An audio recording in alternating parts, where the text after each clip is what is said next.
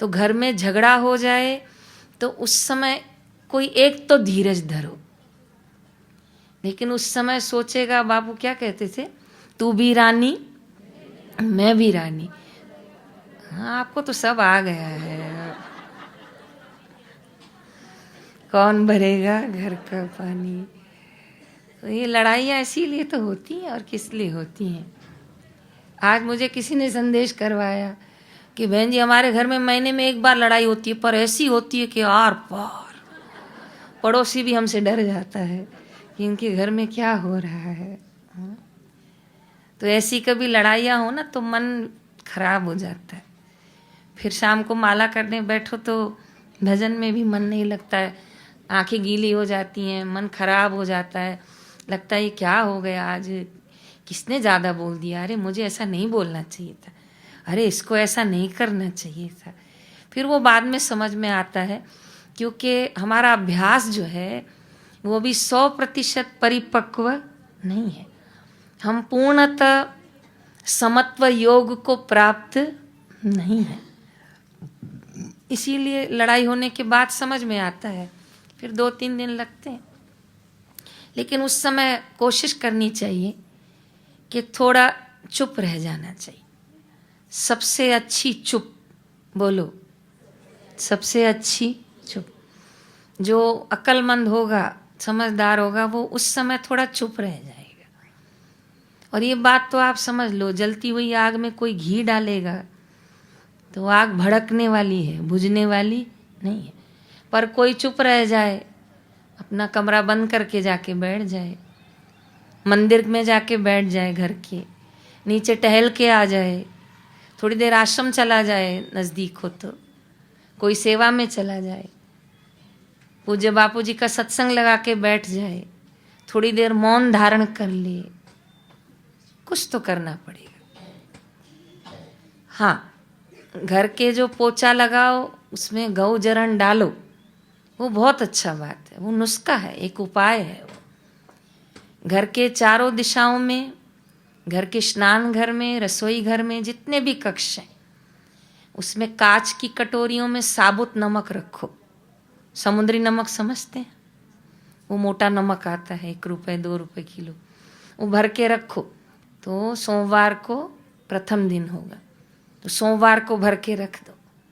फिर दूसरे महीने जो अमावस्या आएगी उस दिन कटोरी ऐसे किचन का नल खोलो और पूरा नमक बहा दो।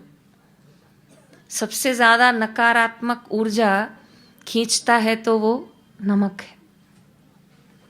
और कभी लगे ना किसी ने मुझे टोक दिया है, रोक दिया है, तो पानी में नमक डाल के नहा लिया करो। और इस तरह घरों में नमक कटोरियों में रख दो। आश्रम की फिटकरी वरदान है, वो रख दो जयराम जी की। बस एक ध्यान दिया करो, घर में सूर्य की किरणें आए, घर में एंटी वेंटिलेशन हो, आमने सामने नहीं हो तो कुछ देर के लिए भी खिड़की दरवाजे खोल दो। कितना वरदान है हमको आश्रम।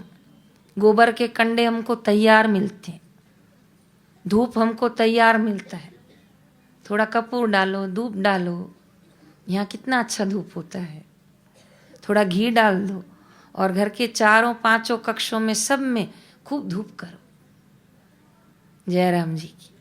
और कोई आए जाए उसको बिठाओ, पानी पिलाओ, लेकिन एक हद तक ही वो आए, प्यार से आए और वहीं से उसकी वापसी हो जाए। माताओं को व्यवस्था रखनी चाहिए घर पे, झगड़े नहीं हो। लगता है जिस बात पे झगड़ा हो उस बात को ही छोड़ दो। जय पग में भाई उन पग खे हिलाए, सिंधी में बोलते हैं जिस पगड़ी में आग लग गई उस पगड़ी को सिर पे पहनना क्या, उसको तो तुरंत उतार दो, नहीं तो पगड़ी तो जल गई, फिर वो तुम्हारा सिर भी जला देगी। तो जिस बात को लेके मुद्दा बन रहा है, माताएं बड़ी कुशल होती हैं, इतनी कुशल मैं आपको मानती हूँ। भगवान कृष्ण जैसे को चला लेती थी, राम जी जैसे को चला लेती थी। परिवार चलाना क्या बड़ी बात है। लेकिन वो भी अगर 440 वोल्ट हो जाए तो फिर घर का बचना मुश्किल है। जयराम जी की। तो सास बोले तो बहू चुप हो जाए। कहोगे बहन जी उल्टा सिखा दो, उल्टा सिखा देती हूँ। बहू बोले तो सास चुप हो जाए। इसमें बुरा मत मानो, मैं सास होके चुप हूँ, क्यों? तू बहू होके चुप नहीं होगी, क्यों? तो क्या हो गया? उसके संस्कार उसके साथ, मेरे संस्कार मेरे साथ। मैं नहीं बोलने में विश्वास रखती हूँ, मैं चुप बोलने में विश्वास रखती हूँ, मैं हंस के टालने में विश्वास रखती हूँ, मैं बापूजी के वचनों को उस समय स्मरण करने में विश्वास रखती हूँ। कोई एक बदलो तो दूसरा धीरे धीरे बदल जाएगा। क्योंकि माताएं ना अक्सर इसी बातों पे परेशान होती कि पति के साथ झगड़ा हो गया, इसके साथ हो गया, और कभी कभी तो हो जाए तो खूब हंसा करो कि सबके यहाँ होता है और मेरे यहाँ भी हो गया, लो पूरा हो गया। फिर वो मंत्र गा लिया करो, होता है ऐसा भी होता है। और ये जो आपके इस जन्म के पति है ना, आप मेरी बात को ठीक ठीक समझना, उलझना नहीं। ये इनसे आपकी कोई न कोई पिछले जन्म की लेन देन है, तभी तो वो आपको पति रूप में मिले हैं जयराम जी की। और ये लेन देन अब रो के पूरे करो या हंस के। और बापू जैसे गुरु मिले तो हंस के पूरा करो। मैं कितनी माताओं को जानती हूँ, सत्संग पे मेरे साथ आती हैं गाड़ी में। मैं जगह होती है ना तो मैं कहती हूँ आ जाओ, अलग से क्यों आती हो, इसी में चलो। लेकिन मैं सत्संग के बाद लोगों से मिलती हूँ, साधकों से, तो फिर वो कहेंगी बहन जी मैं निकल जाऊंगी। मैंने कहा क्यों, बैठो ना, 6 बजे इकट्ठे चलेंगे, तो आप आना 6 बजे। फिर मैं घर आके पूछती हूँ, मेरे को तो 6 के पौने 7 भी बज जाते हैं, तो मैं क्यों आप इतनी जल्दी आ गए? तो बहन जी मुझे अपने पति का बोलो खाना। तो मैं उसको बहुत शाबाश देती, मैं बुरा नहीं मानती उस चीज़ को। सत्संग आई, पूनम की, बड़दादा को फेरे फेरी, प्रसाद ली, सेवा की, जाओ समय से अपने घर, कोई बुरी बात थोड़ी है।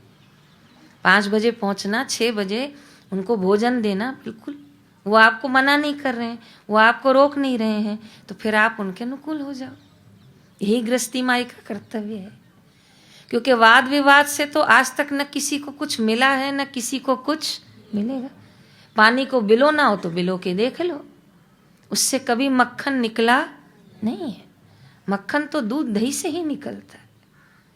तो शांति से घर का साम्राज्य बसाओ। कैसी कैसी चाबियां बापू ने दी हैं, कैसी कैसी। वो एक माई कहती थी कि मैं बापू जी का सत्संग सुनती हूँ तो मुझे लगता है बापू कुशल गृहस्थी है। बापू जैसी तो कुशल कोई गृह नारी नहीं है। बोले रोटी पकाना भी बापू सत्संग में सिखाते थे कि इस पे काले दाग नहीं लगने चाहिए वरना बड़ी आंखें दिखाऊंगा सपने में। तो कहा लगता था हमारी असली सासू माँ तो बापू जी हैं। ठीक रोटी पकाओ, चावल कच्चे नहीं होने चाहिए, ठंडी में ये भोजन खाओ, गर्मी में ये खाओ। और भाइयों को देखती हूँ तो कहते हैं बापू जी जैसा तो कोई दमदार नहीं है। और देखो तो सही, एक आज्ञा आज भी जोधपुर में एक बार तो कह दें तो मानना पड़ता है। तो बच्चों के साथ जब बापू बैठते हैं तो बच्चों को लगता है बापू जी बिल्कुल बच्चे हैं। और जब सत्संग करते हैं, हाँ, उस स्वरूप को तो कोटि कोटि प्रणाम है। ज्ञानियों में ज्ञानी जन श्रेष्ठ शिरोमणि, मेरे शब्द छोटे मैं महिमा न गा पाऊं। उस समय बापू ऐसा नारायण स्वरूप ज्ञान स्वरूप विराजमान होते, तो कैसा आनंद लेते हैं सोचो। सबसे बड़ी बात तो आप एक सोचो कि दुनिया का साम्राज्य जिनके चरणों में शत शत नमन करता हो, ऐसे पूज्य बापूजी पिछले 9 सालों से जहां हैं, जहां कष्ट का कोई और छोर नहीं है, यहाँ व्यवस्था का कोई और छोर नहीं, सुविधा का कोई और छोर नहीं, सेवा का कोई और छोर नहीं, और वहाँ कष्ट का कोई और छोर नहीं। लेकिन उसमें और आज में दोनों में बापू तो वही के वही, बापू का ज्ञान तो वही का वही, बापू का समता का साम्राज्य तो वही का वही, बापू का आनंद तो सोचो हम भी तो उन्हीं के शिष्य हैं ना। हमने इतने कष्ट तो नहीं देखे, हमने इतना तप तो अभी नहीं किया है जैसा बापूजी कर रहे हैं। तो कभी कोई कष्ट दे भी समझो, कभी कोई दो शब्द हमारे लिए कड़वे बोले भी समझो, कोई हमने नहीं काम किया हो और तो भी हमारे लिए बोले, तो उस समय आप बापूजी को याद करो कि बापूजी ने निर्दोष नारायण ब्रह्म स्वरूप, लेकिन कोई कुछ बोल रहा है तो बापू को कोई फर्क नहीं है। तो हम तो अज्ञानी जीव हैं, भूलों का घर है, कोई हमारे लिए बोले तो भी क्या है, कोई बात नहीं, मंत्र गा लिया करो, होता है, बोलो तो ऐसा भी होता है। जिस समय आपको किसी की बुराई करने से कोई फर्क ना पड़े, जिस समय आपकी कोई निंदा आलोचना करे और आपको फर्क ना पड़े, तो समझना उस दिवस का नाम है स्वस्थ दिवस। और बीमार कौन है? तो रात भर नींद नहीं आई, क्यों? बोले मेरे लिए बहुत बुरा कहा इसने, बहुत बुरा कहा, इतना बुरा कहा कि सामने वाले का मेरे पास फोन आ गया कि तुम्हारे लिए इतना बुरा कह रही हैं, इसलिए मुझे रात भर नींद नहीं आई। तो आप समझना कि आप बाहर से तो स्वस्थ हो पर अंदर से तो आप अस्वस्थ हो। तभी आपके चित्त पर उसकी बात का इतना प्रभाव पड़ गया, वो जीत गया और आपका अभ्यास, माफ करना मुझे लेकिन ये सत्य है, जितना आपका चित्त शांत, जितना आपका चित्त स्थिर, जितनी आपकी बुद्धि में समता, उतने आप स्वस्थ। जितना आपका चित्त विचलित, जितनी आपकी बुद्धि अस्थिर, जितने आपके विचार खिन्न खिन्न, भिन्न भिन्न, समझो तब तक हम अस्वस्थ। जय राम जी की। और थोड़ा ना घर में हंसी मजाक में उड़ाया करो, थोड़ा मौज से काट दिया करो। जैसे मंत्र बताया ना, होता है ऐसा भी होता है।